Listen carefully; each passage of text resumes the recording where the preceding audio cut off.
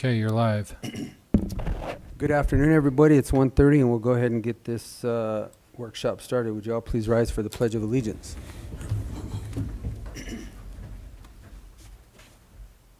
Pledge allegiance to the flag of the United States of America and to the republic for which it stands, one nation, under God, indivisible, with liberty and justice for all.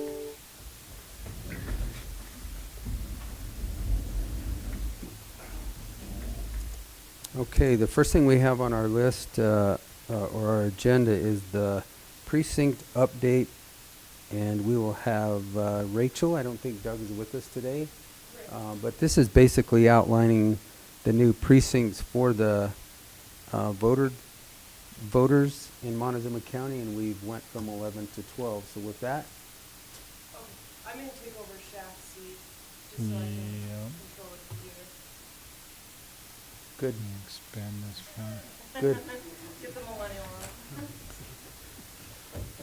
on. Yeah.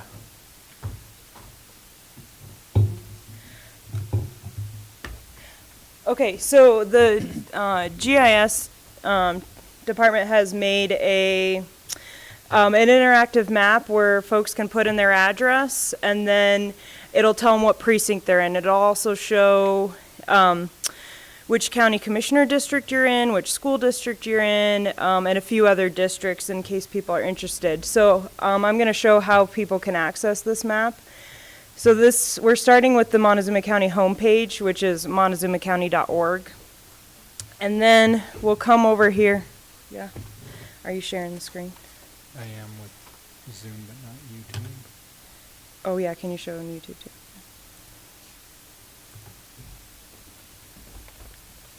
Okay. So start, on the home page, if you hover over departments and contacts, go over to clerk and recorder, and then select elections office. Is it going to load? Click.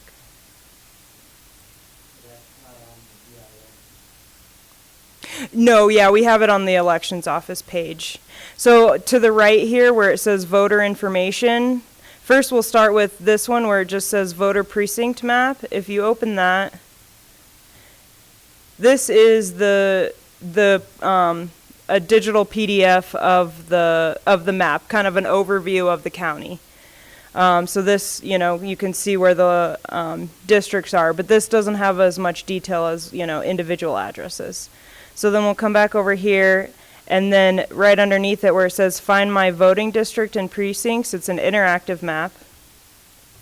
So then that'll open up this map here, and you'll want to come over to this search bar, and this is where you type in your address. I just want to make note of the notes we put here and verify the map that it is the correct location of your residence. If you type in an address and it may not be in our system, make sure it's going to your property. And if the address isn't found, then you'll want to contact the elections office to make sure your address is correct. So I'll put in our address here at the county building.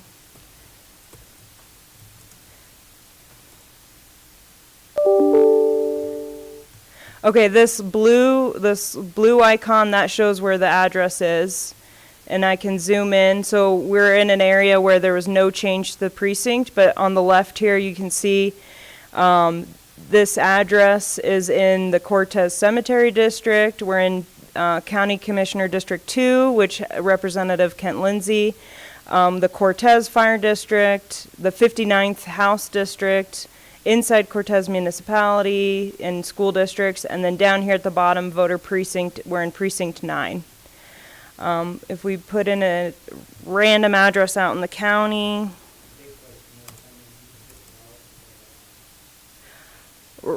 yeah, how many are registered to vote here? Just enough. Yeah. Okay, so I just guessed a random address that probably isn't actually an existing one. It looks like it's just following along the road. But you can see on the north side of P here, the precinct didn't change, but on the south side of P, west of 491, this went from precinct 4 to 3. which is right down here. Also note that this is not a confirmation of voter registration status. This is just showing if you were registered to vote at your house, this is which precinct you're in. If you want to register to vote, we did put a handy link right here that'll open up a new page at the Secretary of State's website, and then you just type in your information to make sure you're registered to vote. So then this shows the changes. So this map isn't very detailed. We had trouble getting all the detail to show on one map, so Doug did make another map for, say, chairs or people running caucuses or precincts. Sorry, I don't know the verbiage for, okay. So then this other map, okay, sorry, I shouldn't mention where it says voting districts interactive map underneath. This one, you can come over to content here and you can turn on and off layers. So we could scroll down to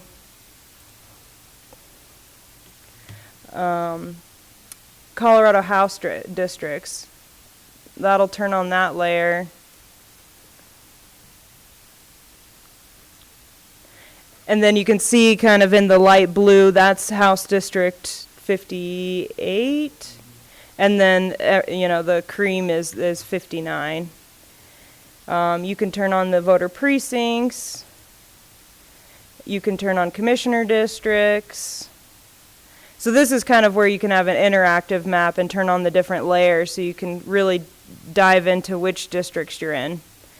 And also if you zoom in, here these pink labels also list all of the districts that are within this dark pink outline, essentially.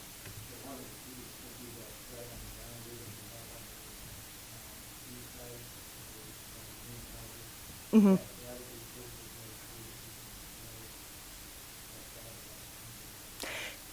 Yeah. Yes, it is, yeah. So, and then just to give people some insight into how we redistrict the voter precincts is with that split of the House districts, 58 and 59, on the side of 58, there was 4,500 registered voters. And we can only have up to 2,000 per voter precinct. So with 4,500, we had to make, 3, and we wanted them to kind of be evenly distributed. That way it gives a buffer if, the population grows over there. Hopefully in 10 years, we won't have to make really any changes, and this will carry us through the next few decades until, our population gets significant again, if that happens. But so then we had the 3 districts there. So then it was a matter of configuring the rest to make sure that they each have a buffer as well. So that's why we had to add an extra precinct. So and then another thing I want to highlight is this even works in the tribal land. So if you put 200, Mike Wash Road, it'll show you, yep, you're right here in, is this precinct 6. Although when you zoom in, we do not show the actual address points because that is private data. That is their data and not public owned by us. But they can still use this interactive map. I think that's really all I had. So, the GIS department is open for any questions that the public has or that the parties have. My phone number is 970-564-4158, or you can email us, and those emails can be found on the website. But, yeah. All right. Yeah, and then I do have a few paper copies of the map at the back, and we're happy to provide copies for the precincts and anyone in the public who really wants one. So,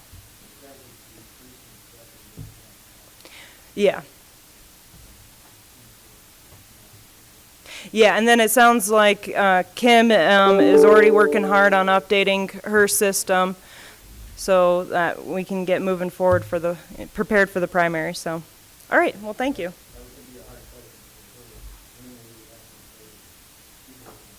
Yeah, hard to say.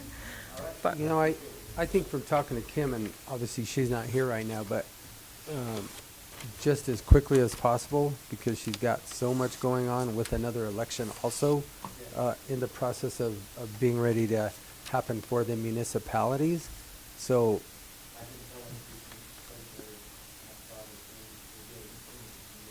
yeah, I think the map is here, and with this interactive approach that the GIS department has put together, I think it's going to be pretty easy for most people to find out where they're at and what precinct they're in. Is it short time? It's so short that I can't even begin to mention it. But here again, we were pushed up against the date for us to accept it, and then to make sure that we were below that 2,000 populace per precinct. So, I mean, we're looking at the major parties to make sure they do their due diligence in getting their chairs, co-chairs out to make sure that people know where they're at. So.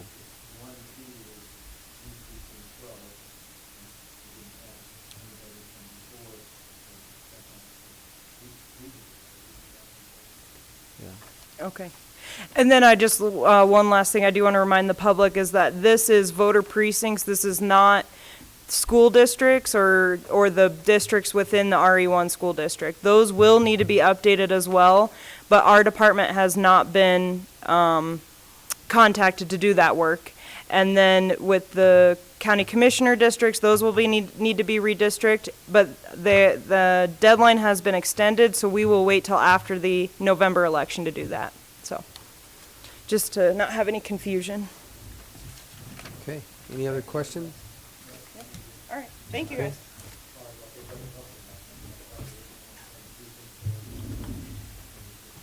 Sounds good. All right. Thank you all. Okay, next we have on our agenda, we'll have Region 9, we'll have Heather and Laura. Or Laura and Heather, I'm sorry, I probably said that wrong. Eek.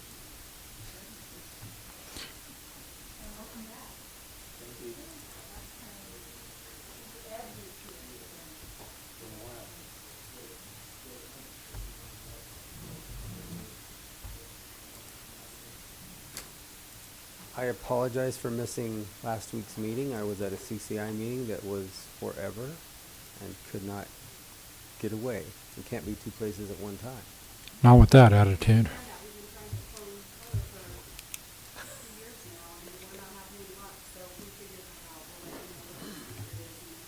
Okay.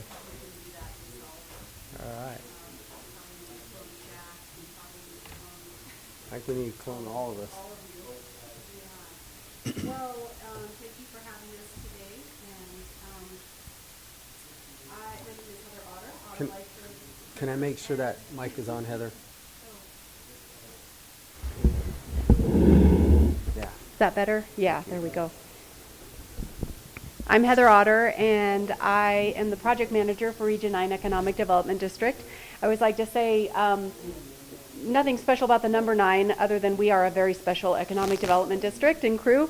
The state's broken up into about 10 districts, and so we cover and serve the 5 counties here in Southwest Colorado and the 2 Native American tribes. And we play a couple roles in the community, in the communities that we serve. We are, one role that we serve is a lending entity. So we partner very closely with the banks. Sometimes we are the sole lender. Sometimes we partner for gap financing. And we've been able to help many, many businesses across this region to either get their startup funding or to get gap financing. So that's one of our roles. The other role that we play is that we help with business attraction, retention, expansion, and we do that in many ways. One, for example, is that we're an enterprise zone administrator. So as the district, we administer enterprise zone state tax credits and contribution projects. So there are businesses that can take advantage of a laundry list of state tax credits if they operate in a designated enterprise zone. And then businesses, or nonprofits I should say, can apply to be an enterprise zone contribution project. And that works really nicely for people that want to donate to that particular nonprofit. The donors can then get credit. And then, of course, we are here to make sure that we're here. And so sustaining ourselves as an organization is also a role that we play internally. And so what I'd like to do today is we'd like to present this annual report that we do. It's called the Montezuma County 2021 Performance Report.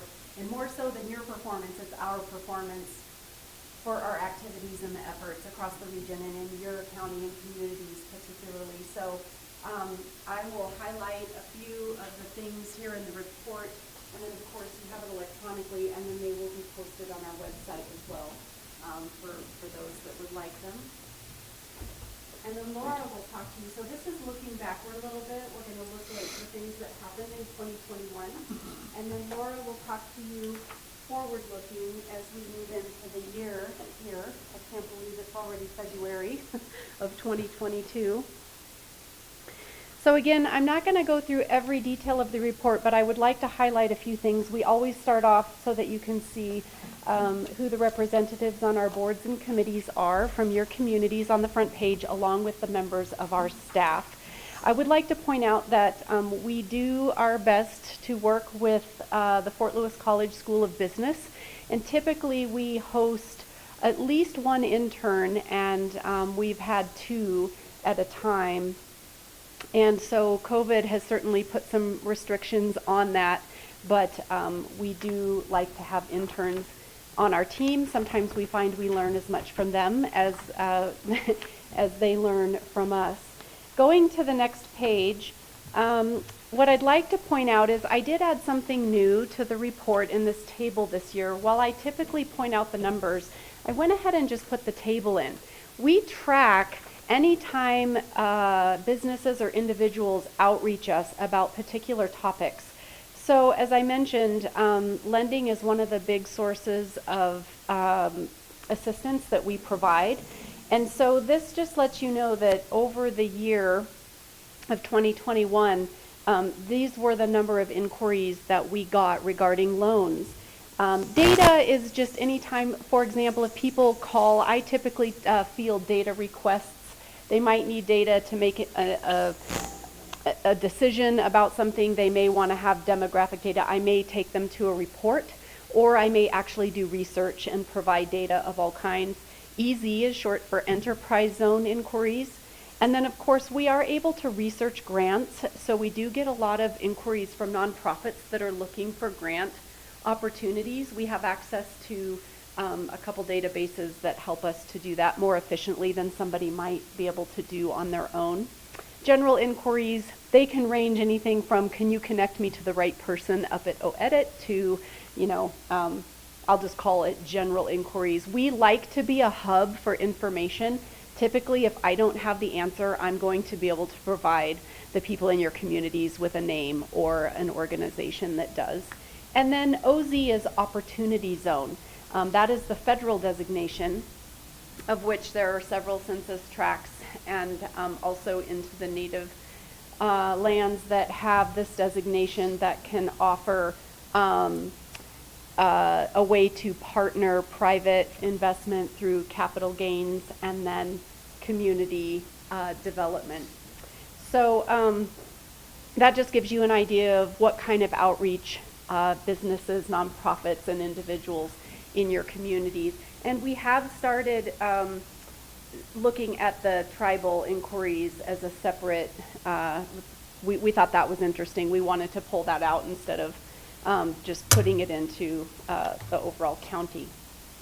Okay, moving on to the next page, I'd like to highlight a couple things. The first list of bullets will highlight some of the activities and efforts that the Region 9 staff has participated in partnership with your communities and the county. A couple here is that we do try to stay in very close contact with any sort of economic development teams We have one here led by Shaq that has people from different departments so that we can stay on top of the types of projects that are happening and also just progress. I'm going to talk about the Community Development Action Plan in a moment, but one that I want to point out is something called the Recovery Roadmap. So across the state, there are these teams that are focusing on the priorities that have been identified by stakeholders in your communities. And so Region 9 participates on your roadmap recovery team, and Shaq is part of that. So we are closely aligned there. We are looking at ways to stay involved with our youth, and the Montezuma Cortez High School was one of the recipients of the Homegrown Talent Initiative technical assistance and grant funding from the state. So there are some really neat things that are happening at the high school with regard to connecting the school with business so that we can look to see how do we help our students stay in our community if we want, or come back and potentially start businesses. What are we doing with career tech ed so that all of our students see that it's not just wood shop and welding? Those are fine, but there is a lot of career tech ed opportunities that is in healthcare and technology, and really inviting kids to start thinking a lot earlier about their interests. So that committee, I serve on that one for the high school, and we get to do lots of great things like connect with our businesses, help them to look at graduate profiles so that the businesses were actually involved in saying, here are the things we'd like to see, from attributes to skills to traits that these kids come out with. And then the kids get to talking with the people in their community. We're going to do a career fair called the Future Career Fair next week. So Region 9 will be represented there with a table. We'll be talking to kids and having some fun with that. We also did complete the 2021 Montezuma Community Development Action Plan. Just want to say a couple words about the Community Development Action Plan, or CDAP for short. We have lots of acronyms in economic development. Your CDAP is part of your SEDS, Comprehensive Economic Development Strategy. So every district across the state, we are funded and basically commissioned by the Economic Development Administration to facilitate your overall economic development strategy for the region. And then we come in and we work really closely with your communities to identify the state, I just call it the state of affairs, as we are now. We have a SWOT analysis. We look back at the previous 5 years and say what's changed. We document that. We have data compiled to tell that story. And then we identify priority projects. The CDAP is that list of priority projects. So if you're interested, we talk a lot in the communities about making sure people are aware of that CDAP. And I just mentioned the roadmap recovery work that's happening. They are tied very closely to that CDAP and our SEDS, and they are using that as a guiding light, if you will, so that we don't have to burden, hopefully, and have people do more visioning meetings and strategy meetings. A lot of that work has been done. A lot of good work has been done by your communities to have that. So those are tied closely together. And I just bring that up because we do our best so that there's not duplicative work happening. A lot of our resources, we all work really hard, and if we have to duplicate work, for strategy work, sometimes that can stress our departments or our folks. And so Region 9 does play a role to try to integrate and make sure that the people at the state level that are working in our communities know what's already here, and then we can work outward.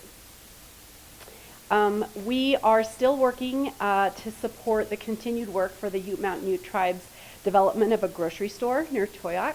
So we've been involved with that.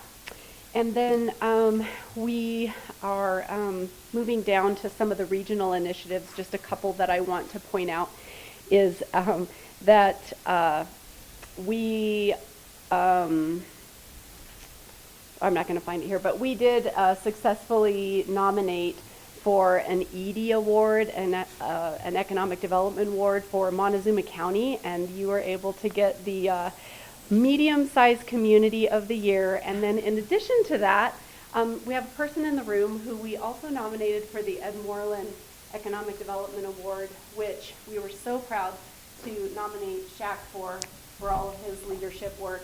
I work across the region. I've done a lot of strategy and teamwork in my time in economic development, and also in education, because I do a lot of work in education. And I will say that I knew I liked him right away when he was giving the group books to read. And, you know, I know Commissioner Candelaria was saying, well, I don't know if I like that because I have a stack of books this tall on my desk that I still am trying to get through. Administrator/librarian. That's right. Yeah, that's right. But all kidding aside, I do want this group to hear that unsolicited, we got more feedback about the work that Shaq is doing in the community economic development wise. And I think it really does take leadership to make that happen. A lot of those roles are volunteer or they are part-time. And so you have these folks that are from these different departments that are under his leadership and really making things happen. And it makes my job easier because, you know, as Region 9, it's really nice to have a team that knows what they're doing, where they're going. They're educated about, you know, I don't have to re-explain what CDAP is 5 times. They know and they use it. So we're really happy about that.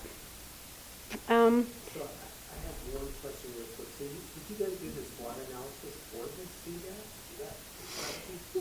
We do it for the SEDS overall, and then a lot of the priority projects are tick and tied to the SWOT. Obviously, if there are opportunities, some of the priority projects kind of stem from, you know, what are the opportunities or what are some of the weaknesses that we want to address. Yeah. And we have that available on our website. We have the full document. So if you need more reading, that is about a 300-page document. I'm kidding. But we have broken out each of the sections for each county. It's almost like you have your own little mini SEDS, but then within that we have those CDAPs. And this today is really just for your information so that you know that it's there. It's a guiding planning document that we use across the board with your businesses, with your nonprofits, with the economic development efforts that are happening here locally, and that we also tie to the state efforts. Why? Because things that are getting funded and, you know, funded and staffed at the state, those are typically things that are kind of near and dear to, some of them are near and dear to our hearts here, like housing, early childhood care, I mean, you know, that list, workforce development. All right, and then if you'll go ahead and keep going, turn to the next page here, page 4 of 6. We are a proud investor in the SCAPE program. SCAPE is the Southwest Colorado Accelerator Program for entrepreneurs. And as you know, they have helped to launch many businesses over their last 7 or 8 years of existence. And they have to apply, businesses have to apply, but this is really a robust accelerator program. And Region 9 partners and invests. And that was one really nice thing that one of our goals to sustaining ourselves is to become financially self-sustaining. And through some of our investments with SCAPE, we were able to get close to that here in this last year. So we work very closely with SCAPE. And then I do have some data there for your enterprise zones. This section just gives you an idea of how many of your businesses are actually participating. Now I do want to point out that with enterprise zones, we encourage all of the businesses that are in the enterprise zone to pre-certify. It doesn't obligate them to take the tax credit. Most of our CPAs in the area are very well versed, but we will help them do that when we say just pre-certify. Just be ready, basically. And then they, can take advantage of those tax credits if they wish. And so we have some numbers for you here if you're interested about sort of over time since we started measuring this in 1992, what's happened in your county money-wise, as well as how many jobs it's been creating. And then we look at it just for the year. So you'll see that there. Down below that, these are the nonprofits that were designated as contribution projects in that table below. So this gives you an idea of those nonprofits that applied and were accepted as the contribution projects. All right, and then finally, we end this report with just a snapshot for you of the loan activity in your county and communities. So this here will let you know that overall, over the past 31 years, Region 9 has provided business loans totaling almost $7 million, resulting in 355 jobs in Montezuma County. Just last year alone, there were almost 70 business loan inquiries, so we did have some activity. Down from 101 in 2020, you can imagine that in 2020 we had a lot of inquiries about loans, and a lot of it was about some of the disaster assistance. So that makes sense. And this just gives you an idea of who your businesses are that are participating and working with Region 9 and to what extent. And then on the very last page, you did have one business pay off a loan last year, and that's listed here.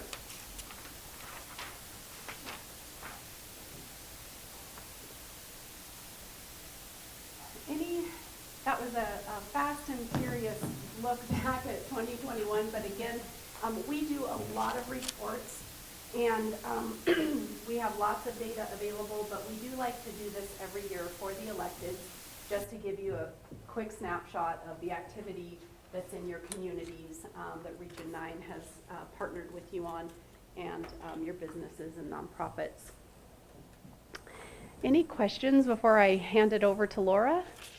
I was just kind of asking mine and we went, so Okay, I'm good right now. okay. Thank you. Thank you guys so much. I have another handout for you. We got to keep you interested in the wait, right? It's after lunch. This is our corporate annual report that we have just completed. So you guys are the first ones. And then we will get that beautiful and printed on our website, and we'll put it on slip paper and all that good stuff. So I was, again, this is 2021, but what you'll see in this report that kind of talks more about what Heather mentioned is it shows our loan portfolio over time, the different funding sources that we have, and then we break it down by county so you can kind of see how it compares. We like the pie charts. And then we also do the same with enterprise zone. And then on the back, we are so proud of our financial condition. We're doing really well, very healthy as an organization. And I want to take the opportunity just to tell you thank you for your membership dues. We try to keep them very low because we need them to leverage for match and grants, but we don't necessarily need them to sustain our operations. So we try to keep them very low. But having all of our governments participate is really important. And we have all 17 governments, including the 2 tribes, that are part of Region 9. And I just want to talk a little bit about some of the 2022 things we have coming up. One is training your new community economic developer, just kidding. But when you hire them, we've offered to Shaq that we're happy to involve them, be someone to call anytime they might need some help through all the activities I know Heather mentioned that we're doing in the county. We also are going to be updating our livable wage data next year. That is something that we use a lot in our data compilation. We take a basic expenditures budget, we average it based on local cost of living, such as housing and childcare, and we basically are trying to determine what does somebody need to earn in order to make it in our community. And what we see is that a single person can make it in Montezuma County if they're making an average wage. But once we have kids and families, we are really unaffordable as a community, and that's the data that I'm happy to share with you when that's completely updated. We have previous years as well. Do you have a question? No, I was gonna, the comment, I guess where, my comment, which was part of that last slideshow, the presentation we did over at Fort Lewis Yes. College, I think the data shows that if the wages don't keep up for being able to raise a family or have a child or 2, that's why with the exiting of the 55 to 65 population out of the workforce, we don't have any backfill. Correct. There's nobody being born Mhm. to fill what we've lost through COVID over the last 2 years, because people have just said, I'm old enough, I've earned enough, I'm Done. basically I Right. can retire and be done. So Mhm. they're exiting the workforce, which is what we're struggling with as far as workforce right now. Yes. And it's everywhere. So it's kind of interesting that if you look back at it economically, or looking at economics, if I can't afford to raise 2 kids, I'm not gonna have 2 kids. I might only have 1 or 3. I mean, I think it's just gonna continue to diminish with rising costs and inflation. I think it's just, from the numbers I keep seeing, it's a little bit staggering the way it looks. We're seeing that, just not to get off track, but kind of the workforce shortage is really tied to 3 things. And one is that we're having less babies. I mean, you know, for whatever reason, and even during COVID, when we were locked in the same house together, we didn't have a baby boom. You know, we're just not having babies. And then that population continues to decline, and folks are retiring earlier when they can, and they're living longer, so they're retired longer, they're not in the workforce.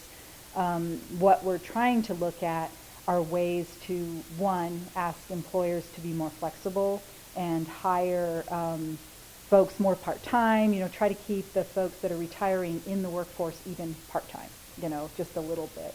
And we're also looking at trying to bring people back into the workforce that are not in currently, and that can be your substance, you know, folks that are dealing with substance issues, mental health issues, some of the things that are keeping them from being good employees. And so that's one other, that kind of segues into one of the other things that we're doing. Region 9 will be coordinating the opioid council. It's called SWORD. And that was because apparently Montrose area thought they were Southwest, so we had to shake it up and be the SWORD, and it's a great acronym. But if you've heard of the opioid settlement that's happened nationwide, Colorado signed on to the settlement. All of our governments in Colorado did sign on to the settlement, and you've signed that Colorado IGA, and then we also have the IGA that's just for our 5 counties on how we're going to work together with that money. And several of the communities have already decided they're going to designate the money that they receive from the opioid settlement to the region, because we want to have an impact. Silverton was joking, saying we could have their $500 a year, but you know, it's probably not that low, but it, you know, it isn't significant. And so we have to form a council of some government representatives and advisory members to discuss how we're going to use those dollars moving forward for up to 19 years. Just so you know, La Plata County did agree to be the fiscal agent for that, and we'll be informally facilitating the group and establishing kind of the bylaws and how they're going to work. But what we are doing that we've received a lot of approval from the governments on is to have I hate to say it, a feasibility study, but what we identified this summer was there's 8 areas that we have gaps in terms of substance treatment, long-term, anything for folks that are dealing with substance issues, opioids included. And so the governments would like to put that money towards a solution. And the feasibility study is to figure out what is that solution. Is it inpatient care? Is it sober living houses? What is it? And we want to put all that money in there to make sure that we fill one of our gaps. And as you know, there are a lot of gaps. So that's one thing we'll be working on this year, and that committee will be up and running by early March. And then once we have to develop an initial 2-year plan, do the study, and then I really believe that there won't be a lot of meetings, because the governments will meet once a year to sort of reallocate what money they're getting that year towards what came out of the feasibility study. We're trying not to keep it to be too much work for everybody, because all you need is one more meeting, right? So that's something we'll be working on in 2022. Also, our big news is we've signed a services agreement with the Southwest Colorado Council of Governments. So we will be administering that organization, and my goal is by the end of this year, we will further align the 2 organizations to have one regional organization. There may technically be a COG and an economic development district, because Region 10 has both, Region 8 has both. Most of the regions have 2, because one is a government entity and one is a nonprofit. but they are working as one organization. So I know that you have not been members of the COG, and if you have any interest in having a say in how that moves forward, please consider it. And I know that the dues has been a huge issue, and that's something we're looking at, trying to figure out how to adjust.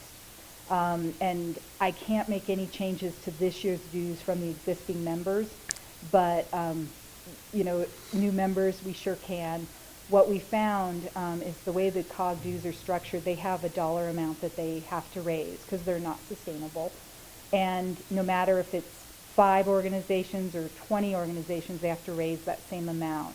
So right now it's actually been a negative for some of the remaining members, because as the numbers get smaller and smaller, they're paying more and more because the percentages have changed. And I would like to propose something more like what Region 9 has, where we have the population-based dues, whether you join or not. So it's not dependent on if there's 5 members or 8 members. These are your dues as a government entity.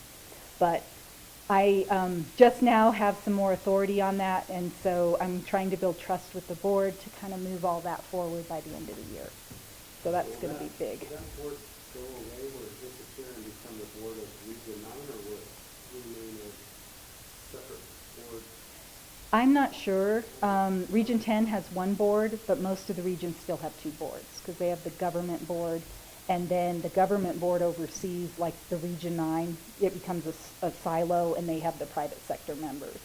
So I don't know where the group wants to go at this point, and we have a lot of information, and I think it's just proposing some different options. But for this year, they're going to be parallel and continue as separate organizations, but with 1 director, I guess you would say, and see what we can do.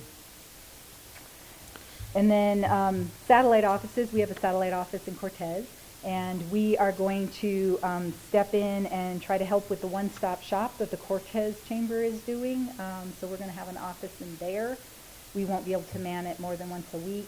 Right now we're out at Dolores State Bank, but we're going to try to help the chamber with what they're doing, and we have a backup plan if that doesn't work, or if things change.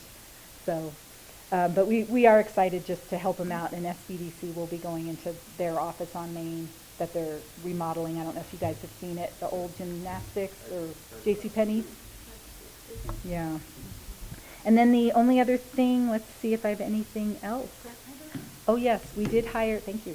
We did hire a grant writer, and we're hopeful that this grant writer, it's a community grant writer, will work with some of our communities that don't have capacity staff for writing grants, because we know with all this money coming down, some of our communities really need to get some projects done, and so we're hoping to help with that, like the Dove Creeks of the world and things like that. So just wanted to let you know. Any questions? Did we take all you?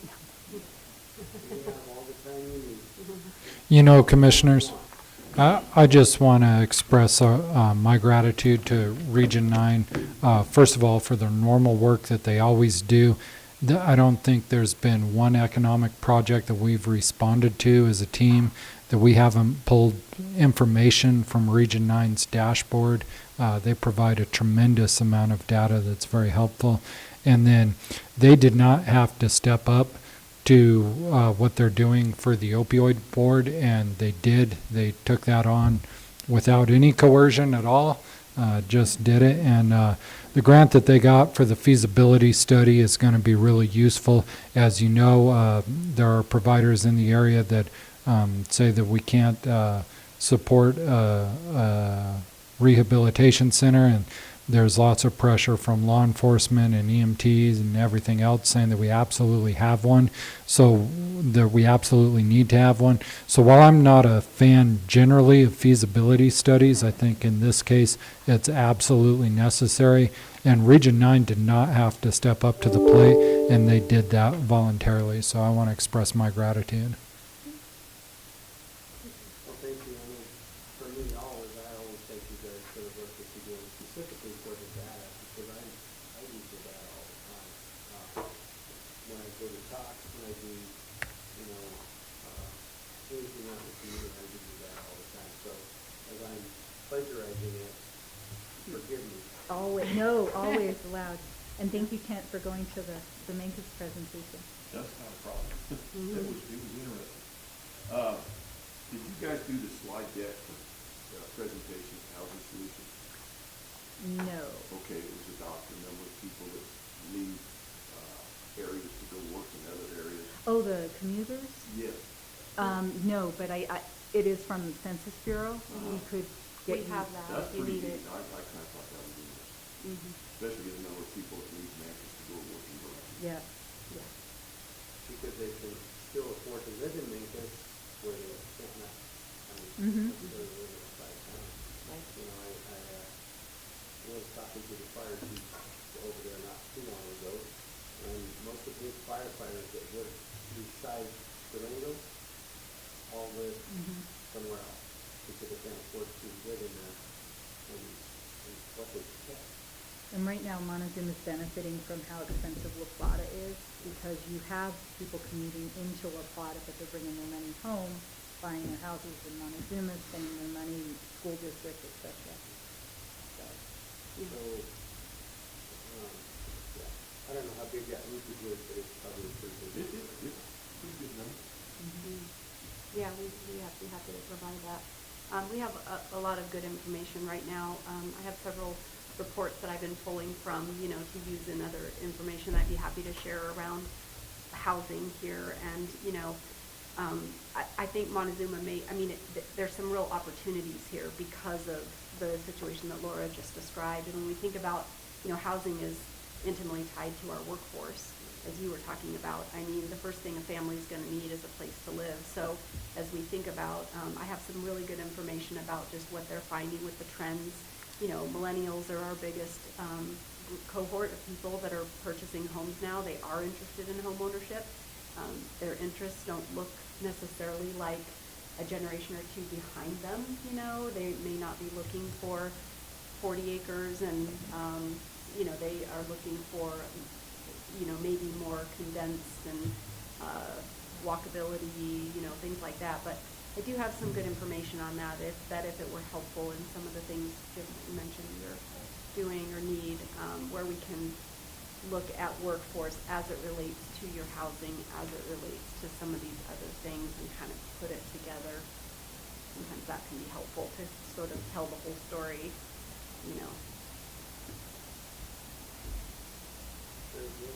Thank you very much. You're welcome. thank you. Thanks for having us.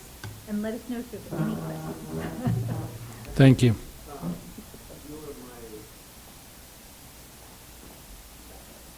Alternate Oh, for Region 9? for the board meetings? I'll be dragging them over to the next one, April. or is it? We don't know yet, but it's not decided, but I think we'll try to do in person. It's definitely easier. Yeah. Well, I'll try to cook some more. We feed you well. That's why you have all this. We have to bribe you all to So drive. that's why I want to go. Yeah. He's on a diet. Thank you. Thanks. Thank you. Okay, next we're gonna go to a virtual, presentation with Heather Alvarez and trying to make us the 1 to 3 mile plan. Heather, are you there?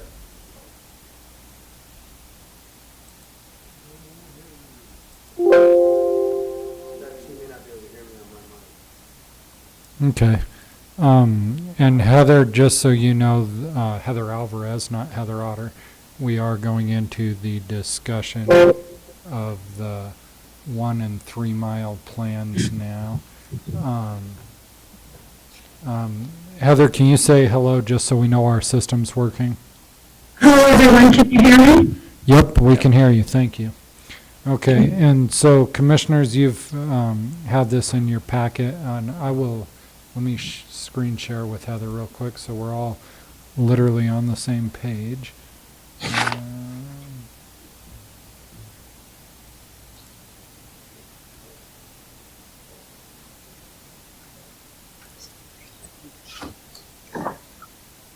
And so the commissioners know this did come before planning and zoning, and I want to say it was December. It might have been right at the end of November, but either way, then Commissioner Stevenson fell ill, and this is the first time it's coming before the Board of Commissioners. Some things that I think that we need to be sure that we fall in line with if we sign this IGA, just to be aware. Let's see, under definitions, number adequate and renewable source of water. I'm trying to find. Here we go. Streets, water, and sewer.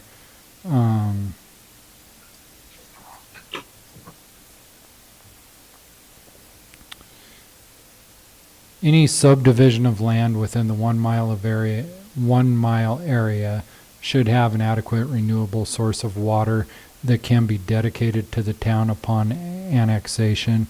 Reliance on cisterns or the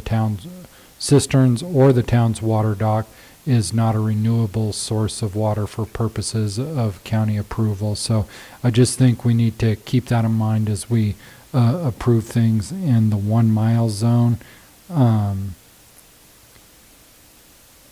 And then the only other note I had under C was as a condition of approval for any development within the 1 mile area which has identifiable impacts on the town's street system, water and sewer, or the infrastructure impacts of the county, require the developer to comply with town and county development improvement agreement, which may also require the developer to make certain improvements to the town streets and county roads.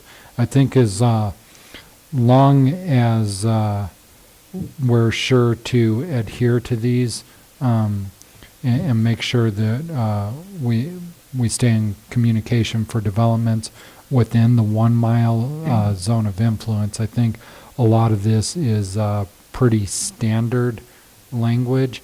And I do want to remind the commission, I think this might be new to Commissioner Copenhaver, that the town of Mancos applied for a planning grant as the lead because they already have certain things in their land use code that are a requirement that will also allow them to apply for funds for affordable housing. If that's approved, we would need to spend the time working out a pre-annexation agreement for any land that's purchased with that, since it's assumed that it would be purchased within the 1 or 3 mile zone of influence, but likely adjacent to the county or to the municipality. So those are my comments. Ian, have you read this over, and do you have comments for the commissioners? I looked at it. I mean, I think a lot of it looked pretty standard to me. I don't have anything, specific.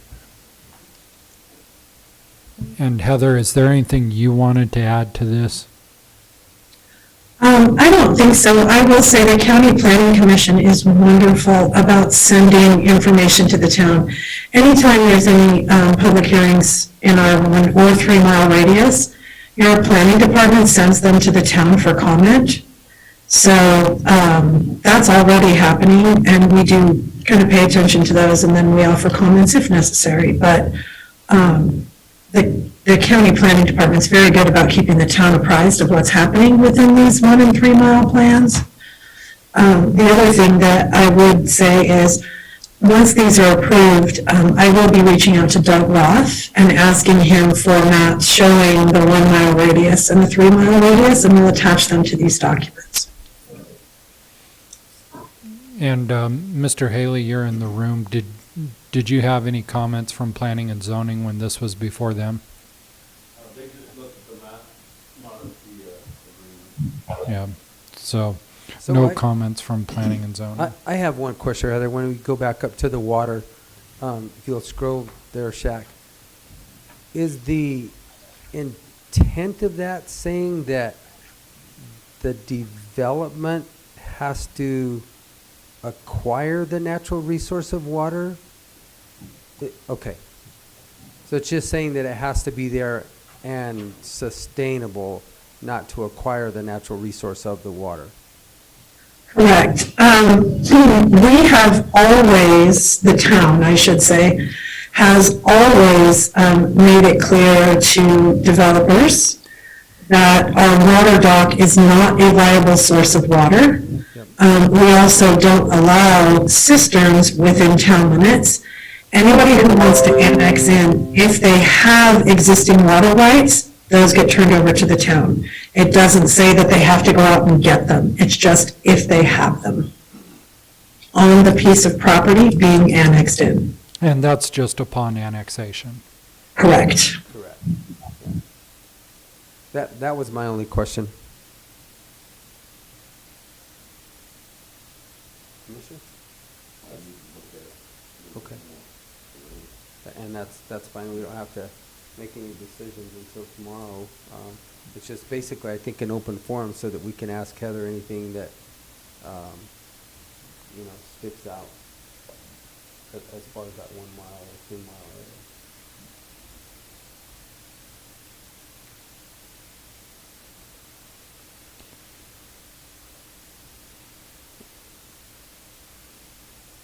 I guess silence is consent.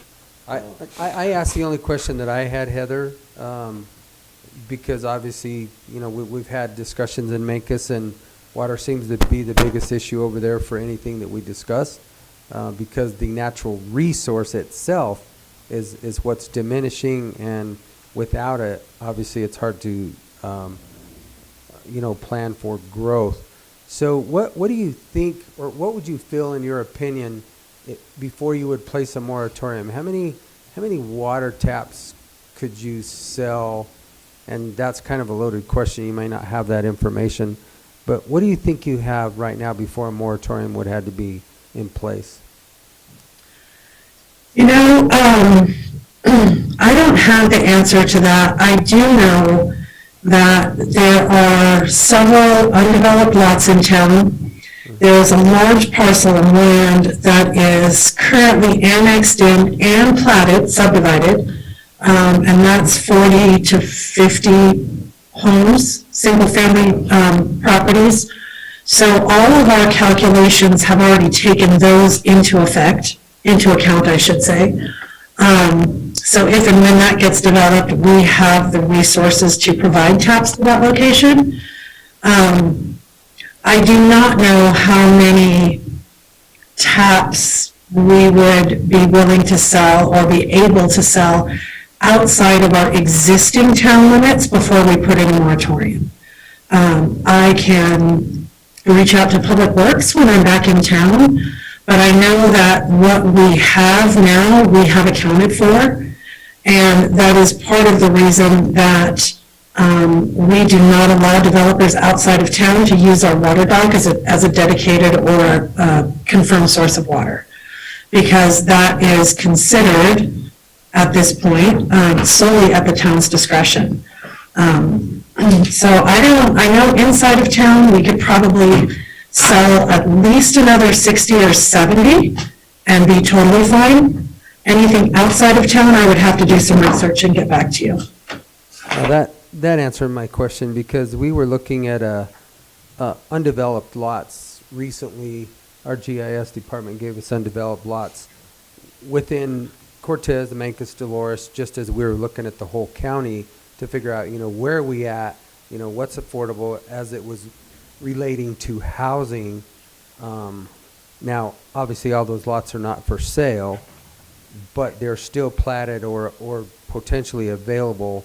And as long as you have those accounted for, you have 60 to 70 accounted for. That's quite a bit of growth that you could have within the town limits of Mancos, which is good.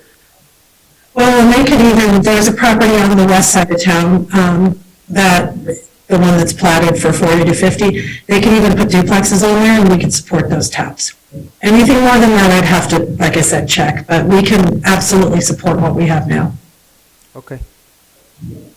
That's all I have, Heather. Thanks.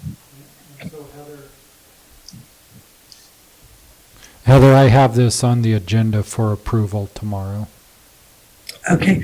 Do you need me to be there? Do you need me to send a representative? I'm currently in Denver. I don't think that we do. I think it's just going to be a straightforward vote. Yeah, I think you're fine, Heather. If we have any questions, we can obviously ask them right now, but I don't think any representation. And actually, Queenie's going to be here tomorrow to represent the VFW auxiliary post to ask for the annex anyway. Okay. If something comes up, Shaq, just feel free to text me, like a Zoom link. I can always hop on real quick tomorrow if you need me to. Okay, I'll just keep- sounds good. I'll do that. All right, thank you, Thank you, ma'am. Heather. Thank you, gentlemen. I really, really appreciate it. Likewise. Have a great day. All right, bye-bye. You too. Bye.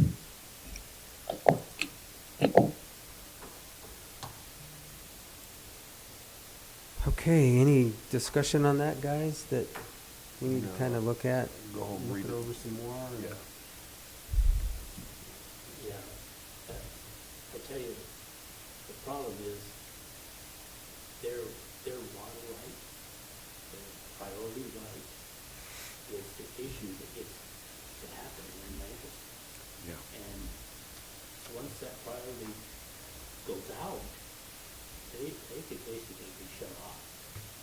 Correct. That's why I was asking if the natural resource of water had to, like, a developer would have to bring that natural resource. Say he's gonna put 10 lots or 10 houses or something, does he need to be enough? But it doesn't sound like that's the case, so.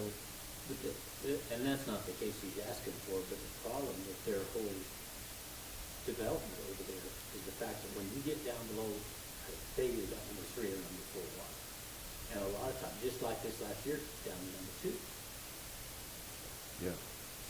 And they had to go It looking could for go water. away. So, you know, they have been in, you know, they've been in this situation before also. And several of those guys right there next door have number 2 water, and they've been willing to give them use the water for that creek. But that's not a very good situation. That's not a sustainable source. No, Well, it no. could- Yeah. And Could disappear. Yeah. it's one of those deals where if those guys ever sell those places, they must have. Yeah. Are the other landlords gonna be as Somebody generous? that's willing to let them. Could be a real tough situation, and the worst problem is the way they're set up. If they were set up where they could actually get water out of Jackson like the rural water system is, then it wouldn't be so bad. Because then they could at least get M&I water out of Jackson. Okay, like the rural water system does. Or to get hooked up where if something did happen like this, but to me, what they should be looking at is some way to get hooked up with the rural water system. If they get in a jam, they could Pull from the pull rural from water the rural system. water, because the rural water in Memphis is actually hooked into Montezuma water too, out here by, on the other side of Fairgrounds. They can actually, out by Protect, they can actually hook together, they're hooked together, and they can actually pull water from one of the more, if the tap, I don't know, that, it needs to, and I don't know what all they've looked at, because I haven't been involved with it, but it's something that, I don't know, we want to know what to bring up, but they might ought to get in a situation before it comes to a crunch time where they could find some other source, because, you know, the previous administrator, Tom Weaver, usually gives up part of his water so that they can get through that period of time when their priority's out. Yeah, between him and Humiston.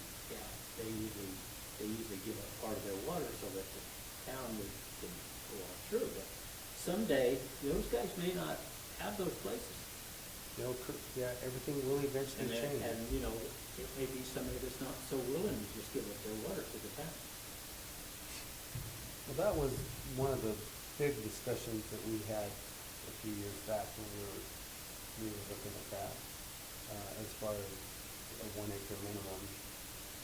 within that 1 mile zone and, with water, because they just don't.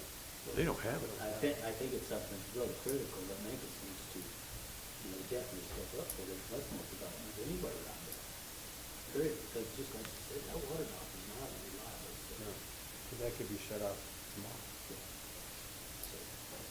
the development we look at in that area, we need to consider that.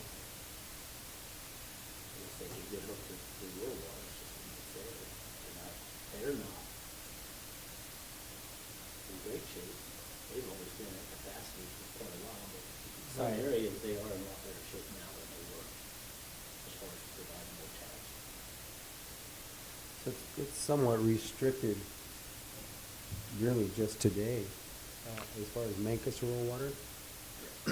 And then obviously the city, I don't know how much, like you said, I don't know where their right is and what that actually gives to them, but I know that, if you don't have the natural resource, you can't clean the water, so. If the water's there where their priority rights is okay, they've got enough water. It's not that, it's just when they get below that priority on the river, which I think their priority is either 3 or 4. Once they get below that, their water could be off. Just like everybody else, the priority system in Colorado and the river. Most cities have the number 1 priority somewhere. Most areas, but not Memphis.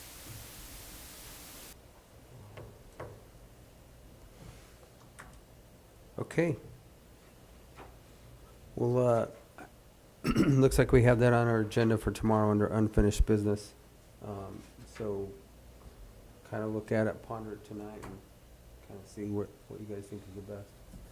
Okay, moving right along, we're going to go to discussion with Brian Bartlett on an Airbnb lodging taxes. And Brian, if you just make sure that microphone's on when you sit down. Yes, sir, sure. And then Are we good I there? put you as both lodging tax and Mesa Verde country because I didn't know which way to introduce yourself. So I'll let you introduce yourself however you want to introduce About yourself, both sir. ways. Okay. Both ways will work. Thank you. Gentlemen, it's a pleasure to be here again, and thank you for allowing me the time. Welcome, Commissioner. It's good to have you back. Thank you. I am just here briefly to speak about the Montezuma Lodgers Tax Committee and the steps that we go through as far as the grant process and all of that. I did bring copies of the application so that you gentlemen could have that if you'd like to see that. And then just answer any questions about that process, if I could first, since that's kind of where the money for most of the stuff that we're doing in the county comes from. And then we have an opportunity to garner a little bit more of that money that's already been earned by the county and bring it back into the coffers for the county. So perhaps that'd be part 2, if that's okay. May I distribute this to you? Absolutely. Sure.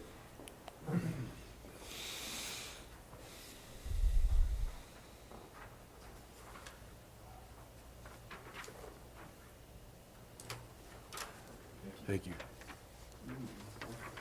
Thanks. Appreciate it. My pleasure. Thank you, Brian.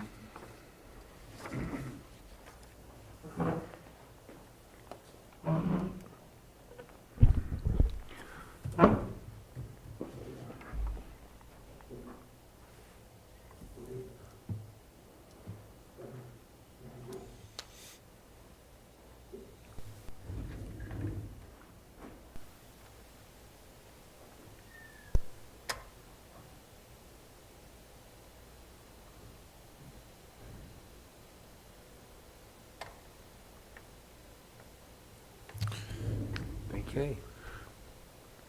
If I may, I'll just point out the most important thing on there is really just the reason that this exists, and the thing that we try to drive home to people who are interested in applying for this is that these should be activities that really drive heads into beds in Montezuma County. And that's really the bottom line.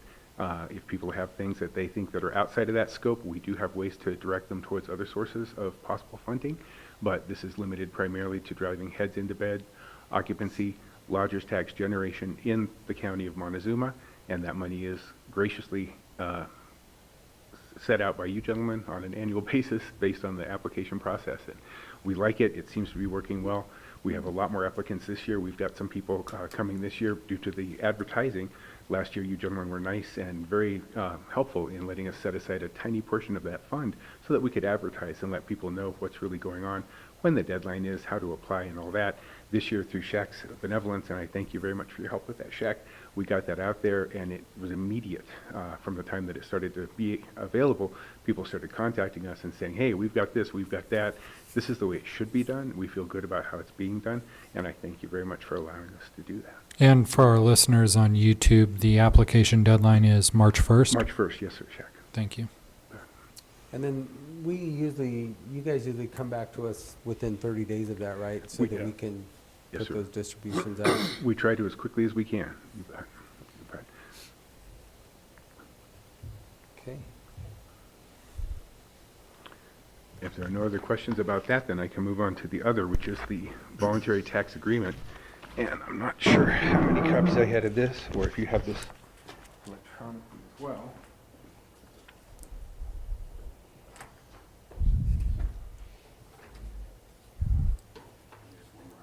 I actually have this one electronically, yeah.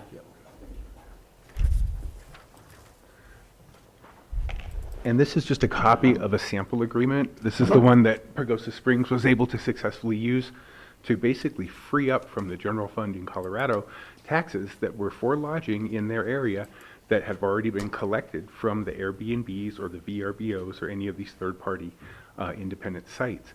The issue as it currently stands is that even though the state has been collecting this money until they have an agreement like this in writing between the county and the state, they will take the money and just put it in the general fund, which is good for the state, but not so good for the county specifically. And this is a vehicle to allow us to request that and to get that money turned back on to coming directly into your lodging tax fund. My understanding is that it does need to be done between each of the entities. So, for example, this is Airbnb, VRBO would be another, and there are quite a few others that would have to be done with as well. I don't have a ton of information on it because this was something that Pagosa Springs did very successfully. I know the city of Cortez did a similar thing. The impact in the city was very small because there just aren't that many independent VRBO type properties or Airbnb properties in the city limits of Cortez. On the other hand, in the county of Montezuma, there are quite a few, and there are so many that it would be not just a drop in a bucket, but a rather big splash. And as we are able to collect that, one of the goals of the committee is that perhaps we can educate some other people that are interested in having operations like Airbnb, VRBO, and let them know that it's not only safe and admissible that they participate in this, it's required and it's a really good idea. And when they do, we're able to help them by them participating fully in the program that we have. That's all the information I have in the short term. Are there any questions? Well, actually, I do have a question, and I got this from CCI. I sent this out to you gentlemen the other night on House Bill 221117, which is a follow-up. And since you're here as a local tourism panel, have you guys looked at that resolution as far as any questions, comments? We've independently looked at it. We have not met yet as a group to discuss it. I could tell you what I think about it, but it's not going to carry a lot of weight. I wouldn't feel comfortable speaking for the committee. Obviously, it's two different things, but it definitely covers a lot of the gray area that exists between the two. Is there something specific? Or? No, I think it's just more of you know, it's a resolution sent out to us from CCI to expand the uses of the county lodging taxes. So the county lodging taxes right now are real specific to, we can use it for advertising for XYZ or ABC. The way I read it, it gives it, there's more latitude of basically how those funds can be allocated and distributed. So I didn't know what if you guys had any questions on it or not. When I read it, it seems like it would give you more latitude, for sure. I believe it would. Because there's, I know that we've had a lot of requests come in here, and we're like, well, that won't work within that funding as far as the lodger's tax. Absolutely. Commissioner, you raise a great point, and that's exactly why I'm a little leery to discuss it beyond any more than my voice in this room at this point in time. What I would say towards that is that the more that we water down or dilute the goals and the objectives of what we have up here, the the more that we're going to lose focus on the main mission. And I think that it's easy right now with the very strict reading that we have to get pulled in a lot of directions that may or may not be appropriate. I think that would allow for more of that pulling and not bring a whole lot back to the bottom line at this point in time. Down the road, I can see where some of that stuff would become definitely the way that things are done and how it operates going forward perhaps a few years from now. But I think right now it's a little bit of a grab, if I may put it that way. And I don't feel very comfortable having people that aren't familiar with the county specifically. Each county is differently, and we know our needs are different than any county surrounding us. And we like to think that we've learned, all of us that live and work here, how to recreate, how to work, and how to enjoy those aspects of our county a little bit more effectively. I think something like this in the long run and in the big picture could be taking some of that access and some of that viability away. Okay. I was just curious, and, obviously I knew that you were coming today, so I didn't, and I don't mean to put you on the spot Oh, as no. far as just you, but, Yes, sir. and then I was curious from commissioners, what were your guys' thoughts? Do you have any, The one whereas in this resolution they're asking us is the need for residents to continue to afford housing, childcare, and other services are critical for local workforce. And that would dilute your cost. That would dilute the cause, but it would help the cause in another way. And Shaq and I spoke about this, I think, last week even just briefly. And it's very difficult to get on the right side of that fence, and I'm still trying to get on that side myself. As we all know, and I think we've discussed quite a bit, affordable housing is integral to any type of growth that we want to have, whether it's next year, next month, or 10 years from now. And if we want to be a world-class player, want to be viable within the community of this country, this state, and this area, we need to be able to have staff that can come here and that can support the aims that we're trying to reach with that. When we don't have affordable housing, we find that people live, as was mentioned earlier with Durango, even fire services, people are living outside of the area because they can't afford to. And I know from my own experience, I've been in the hospitality industry for over 30 years. Many years ago, I was a general manager of a very large property in Boulder, Colorado. I could not afford to live there at all. And I had the largest hotel in town for many, many years. And I commuted from Morrison, Colorado, 45 minutes each way every day, and was thankful to do so at the time. I was able to do so. I had a lot of latitude in my life. Had I been married with a lot of family, it would have been a very difficult thing to do, and I couldn't have done it. At that level of engagement and of career path and employment, if I couldn't do that, I don't know how I can ask a lot of my staff that are line associates to do the same type of thing and have them feel more than they just have a job here, but that they're really a part of the community. My expertise has been in helping people become a preferred employer for the area that they exist in, helping that staff to feel really good about where they work, and through those two actions, helping them provide the best experience for the people that come into our area. If the staff can't live, recreate, and really exist comfortably in the area that they're trying to serve and represent, I think we're selling ourselves short, and I think we're missing a lot. Having said that, if it's a whereas, and if it's a consideration and something we're thinking about, that's great. It gets it on the table and into the light. If it's used down the road as something to stipulate a certain percentage of funding must go that way, or certain dollars are earmarked for this, certain for that, that's where I think our hands could be tied. And I don't know a lot about the politics of it, so I'm going to stop there. It looks at first glance where you have the flexibility. It's not stipulated that you spend money for this, but the counties do have flexibility to do that. It looks like that now, yes, sir. Yes. That is true. correct, and that's what I saw, it's like we don't have to, Right. but there is flexibility. So I'm sure this will probably be on our legislative call on Friday. We actually are going to be sitting in an airport when this call is happening, so we'll probably listen to that call. Because I'm curious, I mean, this has come across our board now twice, just came across again today. And this is probably coming from some of the bigger counties that have Yes. more populace within it, that they need to do other things. So I was just curious what your thoughts, if you've even had the opportunity to read it. And I absolutely have, and I thank you. I just haven't had a chance to discuss it with the committee or with other elements of the hospitality industry in the county, so. And that's fine. Like I said, I didn't mean to pinpoint you and put you I on the appreciate spot, that. but, Thank you, Commissioner. Kind of had to ask the question. Why, thank you. That's what I'm here for. I will always be here for that. Okay. But going back to your VRBOs and Airbnbs, you're not collecting any of those taxes now?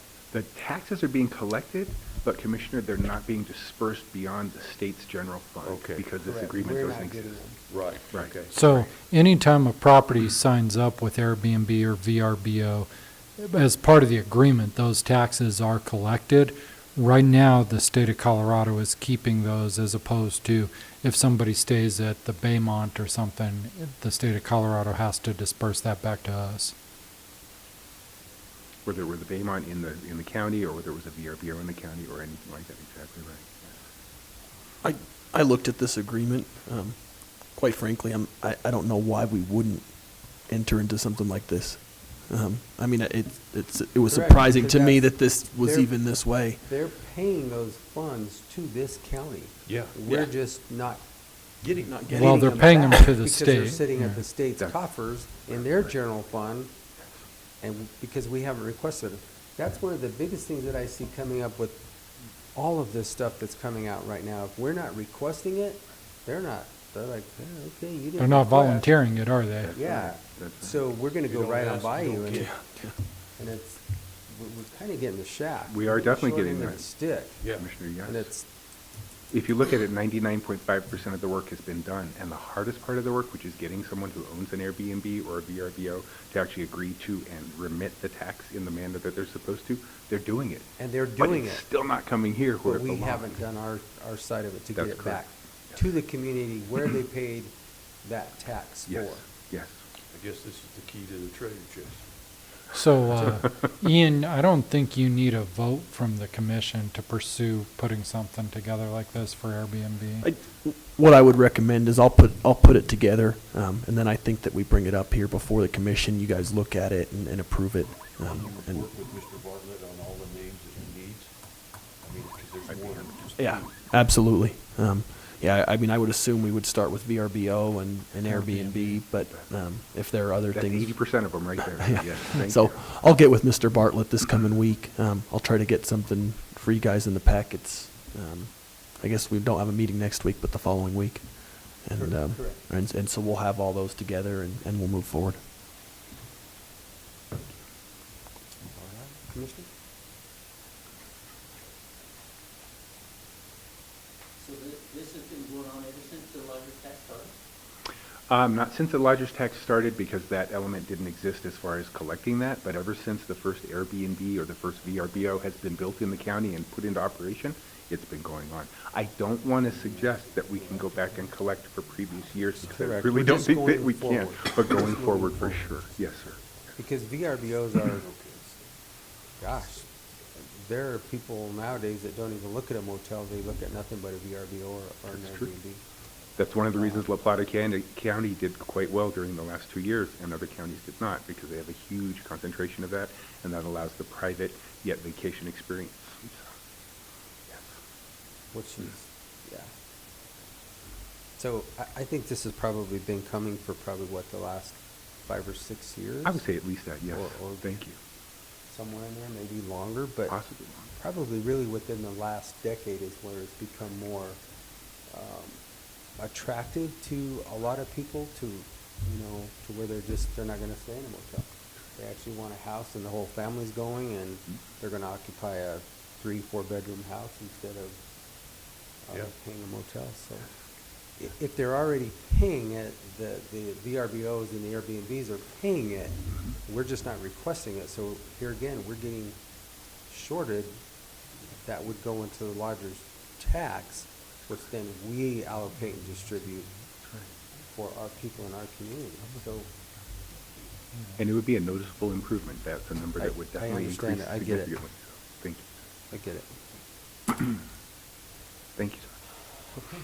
Yeah. We'll see it under unfinished business in 2 weeks. 2 weeks, yeah, it shouldn't take me that long. I could probably have it by next week, but since we're not having a meeting, I'll have it in 2. So, And gentlemen, if I may switch hats now, if this is appropriate, to speak towards Mesa Verde Country and what Shaq was alluding to earlier.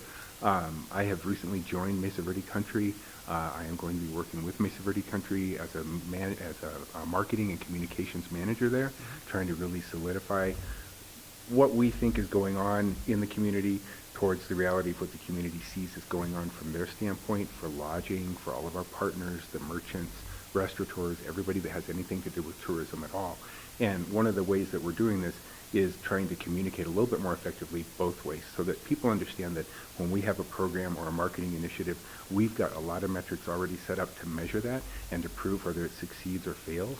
We don't want to support things that aren't successful, and we don't want to waste time and money on that. So we have a lot of that stuff built in internally to the organization. Where we've not had a lot of good experience in the past is we've not had the ability, mostly due to time, to be able to come and report out on a somewhat semi-frequent basis, just like we're doing right here, right now. And one of the things that I am respectfully requesting is an opportunity to represent the goals and objectives of Mesa Verde Country, perhaps on a quarterly basis in front of this panel. If that's something you would consider, please, I would like to do that. And that way you're a little bit more aware of what we're doing. I don't see an issue with that at all, just right off the top. I mean, Mondays are better for us because we don't have time limits on it. We can have this dialogue back and forth for whatever we need. Tuesdays we kind of keep just for business meetings where we're making decisions and moving things forward. But yeah, quarterly or even bi-monthly if you needed it, I don't see an issue with that. I'm happy to add that on the annual agenda. It'll only take me a few minutes. I appreciate that. Thank you very much. Easy to do. You bet. That's all that I Anything had. that we can do to help our people here is Yeah. That's a big deal. something that's a high priority, because Southwest Colorado seems to be forgotten specifically by the state, and I don't think it should be when taxes are being paid for this area. That's right. And being reported. So, okay, Thank you. appreciate it, Brian. Thank you for your time. Thank you for Thank coming. you.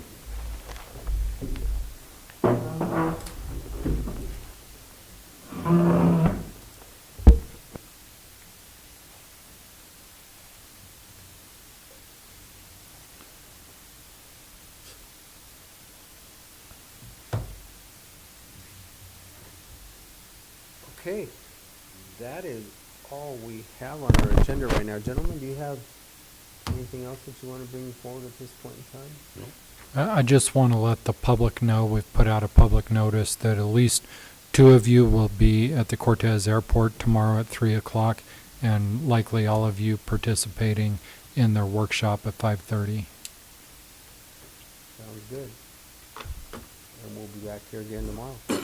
Same channel, same time, well, different time, All right. same place. Well, if that's it, gentlemen, we'll adjourn this meeting and we'll be back tomorrow. Thank you all.